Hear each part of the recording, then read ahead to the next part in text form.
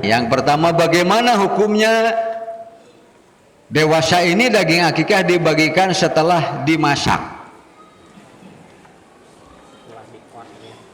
Dimasak saja, dimasak, ada yang digoreng, disate, dikornet dan sebagainya.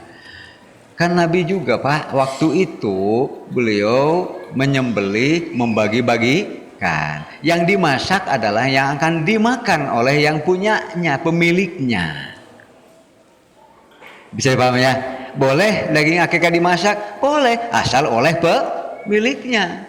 Tapi kalau belum dibagi-bagikan sudah dimasak, emang kalau kita akikah disembelih, kita nih istri kita melahirkan, lalu kita beli kambing 2 ekor karena anak yang lahir laki, disembelih. Pertanyaan, daging kambing itu punya siapa? Punya siapa Pak? Ya punya Allah kan? Kalau tidak punya Allah, masih tetap punya kita semua, apa ibadahnya? Tapi kita diizinkan untuk memakannya. Nah kalau yang dipasak karena itu hak kita, kan tidak ada masalah. Tapi hak orang lain kita masak, yang minta izinnya ke siapa? Bisa dipahami nih? Pelanggarannya adalah ia memasak hak orang tanpa izin. Sama dengan kurban. Kurban dikornet, kurban dimasak, setelah masak dibagikan. Beda lagi dengan begini, ini contoh. Ini kebetulan ada panitia memasak daging kurban untuk dimakan panitia Pak. Ini ada nih di bawah. Panitia adalah badan yang dipercaya untuk mengelola, sehingga disebut jami' kurban.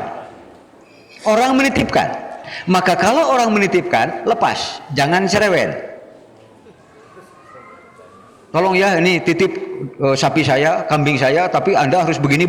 Kalau Anda tidak percaya, jangan titip, urus sendiri. Bisa dipahami? Lepas.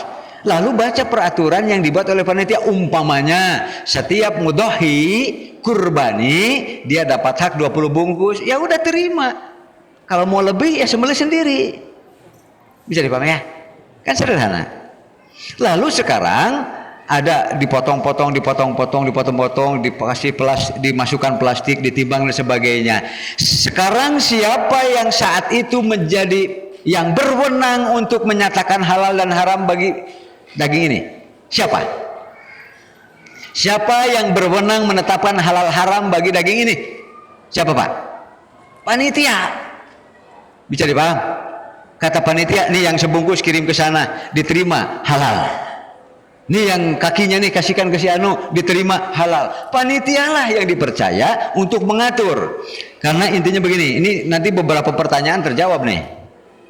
Pertanyaan begini, intinya adalah ada mudhohi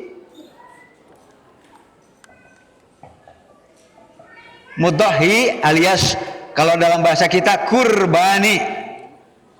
Kan orang sok nyebut kurbani Pak, orang yang berkurban, ke bahasa Arabnya mudhohi. Satu. Yang kedua, al-mustahik. Ya.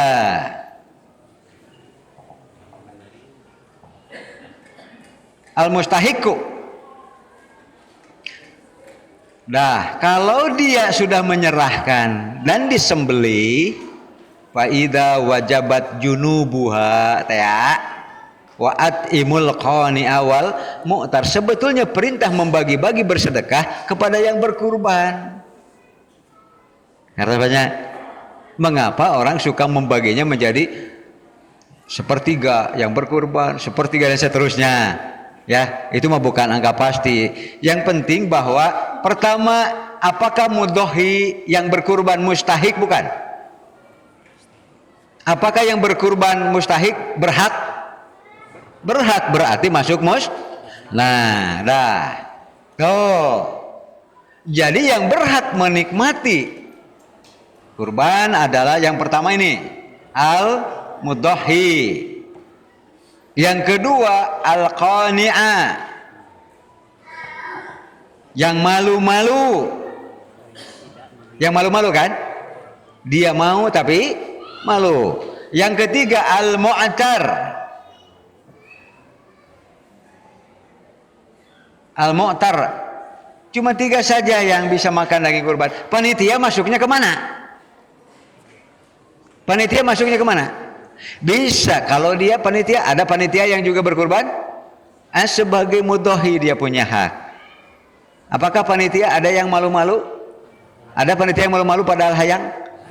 Berarti masuk kepada al-qani'ah. Ada panitia yang berani, punten ya abdinya nyugun izin ke sadayana hulu hiji. Kalau diizinkan oleh panitia, padahal dia juga anggota panitia, silakan. Cuma masuknya kepada al-mu'taro, terangan alias punya malu tapi kecil gitu. Ya, boleh tidak?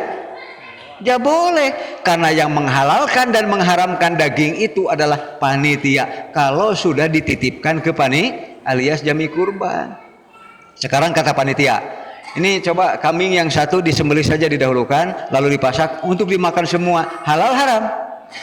Nabi kan begitu, Pak. Ini nih dari sapi ini coba ambil, masukkan ke wadah dari Nabi yang ngatur. Setelah patubikhot, lalu daging-daging itu dimasak. Wa akala min lahmiha wa syariba min marokiha. Lalu Nabi dan para sahabat makan dari daging-dagingnya dan juga minum dari kuah-kuahnya. Panitia itu, karena justru yang menghalalkan dan mengharamkan adalah akad dari panitia. Itulah jami kurban. Jadi jami kurban jangan dibebani dengan peraturan perorangan. Bisa dipahami ya? Nah sekarang lanjutkan saja. Tadi pertanyaannya kan sama, dimasak dulu. Kan tadi dimasak tuh lalu dimakan.